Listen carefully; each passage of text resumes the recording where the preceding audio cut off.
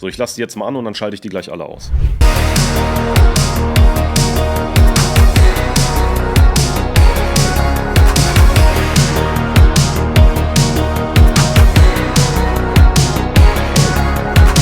Viele kennen das Problem, sie bekommen einen fertigen Mix vom Kunden oder ein fertiges Master, hören sich das Ganze an, vergleichen es mit einer Referenz und merken im Nachhinein, dass das gar nicht so gut klingt, wie es eigentlich klingen soll. Oder man hat selber etwas gemischt und hört sich das einen Monat später oder so an und merkt im Nachhinein, dass einiges schiefgelaufen ist. So, es gibt aber immer noch Möglichkeiten, diesen Stereo-Mix zu retten. Und wie das Ganze funktioniert, verrate ich dir in diesem Video. Also, dranbleiben. So, wir haben hier einen älteren Beat von mir, den hören wir uns einfach mal ohne Effekte an und dann gehen wir gleich alles Schritt für Schritt durch.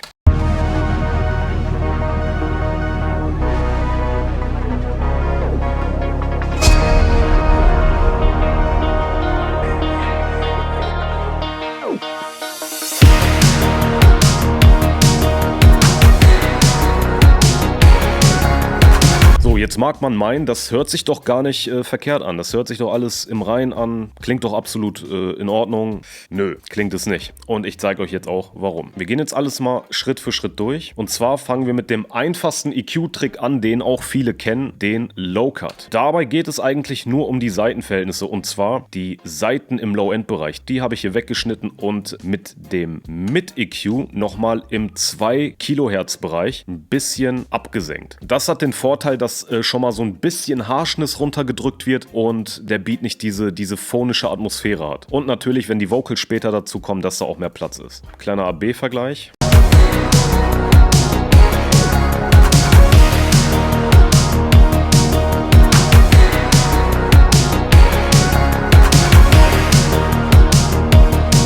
Man hört nicht viel, völlig klar. Bei dieser Masterchain kommt es nämlich auf viele kleine Eingriffe an, die dann im Endeffekt für ein großes Ergebnis sorgen. So, bei dem nächsten Plugin geht es wieder um den EQ, aber um 4 magische Frequenzbänder, die mir eigentlich in jedem Mix immer geholfen haben, das Ganze gut klingen zu lassen. Und zwar geht es um folgende Frequenzbänder. So, wir haben hier einmal 160 Hertz, 315 Hertz, 3,15 Kilohertz und 6,66 Kilohertz. Warum ausgerechnet diese Frequenzbänder, werde ich euch verraten. Und zwar gibt es so ein schönes Plugin von Brainworks bzw. UAD Masterdesk heißt das Ganze. Und das sieht so aus. Wer jetzt dieses Plugin kennt, weiß ganz genau, dass es hier Resonanzfilter gibt. Und die basieren auch auf die 4 Frequenzbänder. Nur, dass man sich hier jeweils eine Seite aussuchen kann. Ne? Also wie man sehen kann, 160 oder 315, 3 Kilohertz oder 6 Kilohertz. Und ich finde beim Masterdesk, also jeder, der das mal ausprobiert hat, der greift da auch ein bisschen zu stark ein. Und für den Preis lohnt sich dieses Plugin sowieso nicht. Aber das ist wieder eine andere Geschichte. Jetzt achtet mal darauf, was diese 2 EQs, die wir hier gerade eingestellt haben, schon für einen Unterschied machen.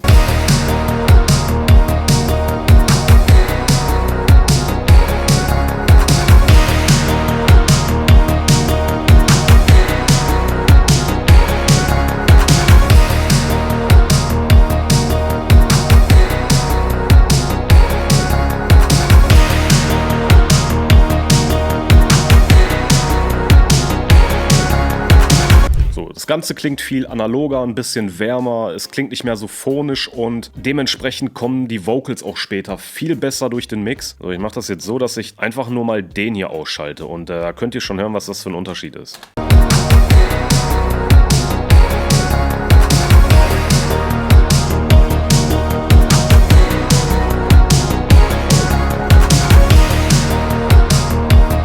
Wie gesagt, klingt viel wärmer, klingt viel analoger und meiner Meinung nach auch nicht mehr so mumpfig, so boxy-mäßig und ja, merkt euch diese 4 Frequenzbänder. So, als nächstes habe ich ein Plugin, das habe ich letztens schon vorgestellt und das habe ich hier nur ganz leicht eingestellt, da wir schon davor mit den EQs ziemlich viel im Harshness-Bereich gearbeitet haben, also zwischen 2 und 5 Kilohertz und hier habe ich das D-Harsh Master Preset genommen und da können wir jetzt auch mal einen AB-Vergleich machen.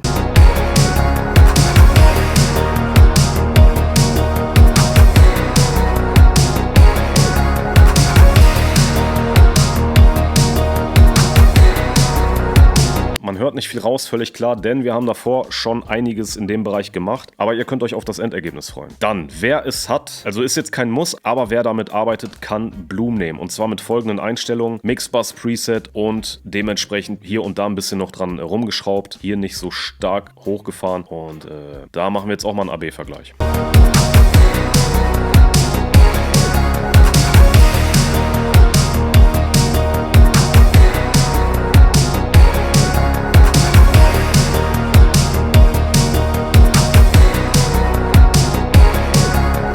Es passiert nur sehr wenig und das ist das Gute daran, dass wir viele kleine Plugins haben mit vielen kleinen Schritten, die dann später zu diesem Wow-Effekt kommen. Also ich verwende Bloom eigentlich sehr gerne, um das Ganze nochmal so zum Glänzen zu bringen und ein bisschen Mumpfness und so rauszunehmen. Ziemlich cooles Plugin. So, dann die letzten Feinschliffe, Ozone 11. Das Ganze geht auch mit Ozone 9 oder 10. So, und hier geht es einmal darum, ich mache die hier alle mal aus. Der ist nur für die Lautstärke da. So, hier geht es einmal darum, um den kompletten Low-End-Bereich etwas runterzuziehen. Denn viele mixen zu stark im Low-End-Bereich. Das heißt, Bass ist zu wummig, die Kick ist zu präsent. So, den mache ich mal aus und schalte den gleich wieder ein.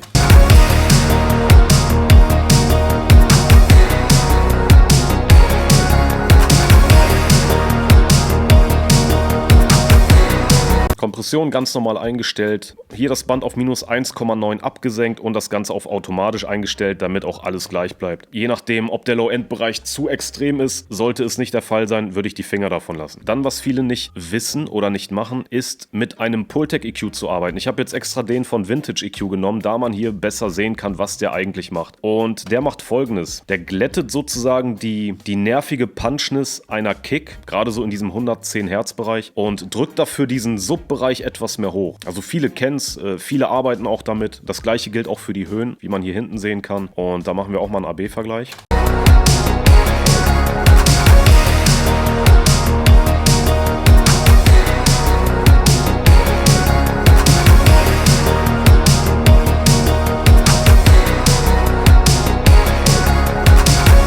Es hört sich wärmer, analoger an. Man kann dann im Mastering später noch ein bisschen mehr Punchness rausholen oder hier und da etwas. Man kann mehr rumexperimentieren und das, finde ich, macht der EQ ziemlich gut. Der Vintage EQ von Ozone 11 geht auch voll klar. Also ihr müsst jetzt nicht unbedingt den Pultec haben und außerdem hat Cubase, so viel ich weiß, seit der 13er Version auch so ein Pultec EQ auf jeden Fall nachgestellt oder so. So, dann zu guter Letzt Match EQ, ganz wichtig. Und hier habe ich Folgendes gemacht. Mach das einfach mal nochmal und zwar habe ich den Perfect Balance Noise reingeladen.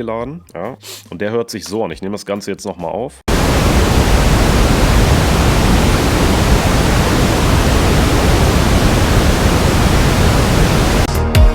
So, und das Rauschen hat nämlich den Vorteil, dass das Ganze einen optimalen Frequenzgang hat. Ich habe dazu mal ein Video gemacht, verlinke ich euch oben. Einmal drauf gucken, wer das noch nicht gesehen hat mit Perfect Balance, was man damit alles machen kann und so weiter. Sehr interessant. So, jetzt matchen wir uns mal diesen Mix hier dazu.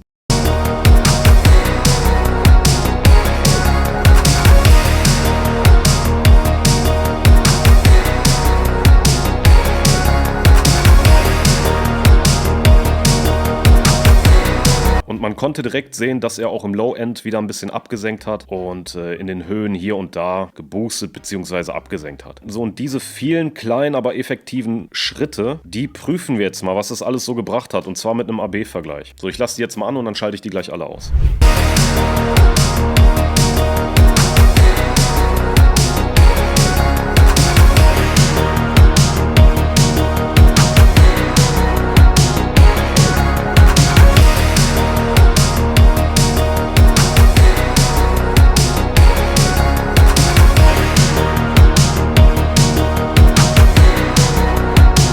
Genau, und so kann man einen, ja, was heißt kaputten, aber halt einen Mix zum Glänzen bringen, reparieren, der nicht so professionell klingt, wie er eigentlich klingen sollte. Natürlich gibt es noch andere Methoden, mit dem SSL E-Channel kann man viel machen, mit SUS 2 kann man viel machen, also es gibt da sehr, sehr viele Wege, um Mixe gerade zu biegen, aber mir haben diese jetzt eigentlich so am meisten gefallen, deshalb probiert es mal aus, wenn ihr mal so einen alten Mix habt, vor allem die 4 Frequenzbilder aus dem EQ, die werden euren Mix definitiv etwas besser klingen lassen. Ja, in diesem Sinne verabschiede ich mich und wünsche euch wie immer einen schönen Resttag, Restabend und wir sehen uns wie immer beim nächsten Video. Bis dahin. Tschüssikowski.